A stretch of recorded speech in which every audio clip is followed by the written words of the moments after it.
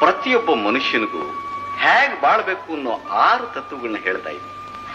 ಮೊದಲನೇದಾಗಿ, ಮನುಷ್ಯನ ಜೀವನದಲ್ಲಿ ಕಷ್ಟವೇ ಬರಲಿ ಸುಖವೇ ಬರಲಿ ಕುಗ್ಗದೆ ಹಿಗ್ಗದೆ ಒಂದೇ ಸಮನೆ ಇರಬೇಕು ಅನ್ನೋದು.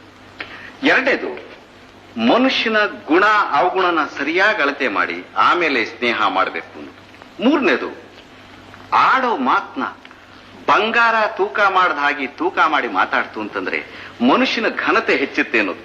ನಾಲ್ಕನೇದು, ಬಂಧುಗಳಲ್ಲೇ ಆಗ್ಲಿ ಮಿತ್ರರಲ್ಲೇ ಆಗ್ಲಿ ಅಳತೆ ನೋಡಿ ಸಲಿಗೆಯಿಂದ ಇತ್ತು ಅಂತಂದ್ರೆ ವಿಶ್ವಾಸ ಶಾಶ್ವತವಾಗಿರುತ್ತೆ ಅನ್ನೋದು.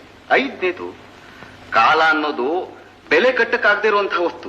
ಅದನ್ನ ನಾವು ಮಾಡೋ ಪ್ರತಿಯೊಂದು ಕೆಲಸಕ್ಕೂ ಅಳತೆ ಮಾಡಿ ಉಪಯೋಗಿಸ್ತು ಅಂತಂದ್ರೆ ಜೀವನ ಸಾರ್ಥಕವಾಗತ್ತೆ.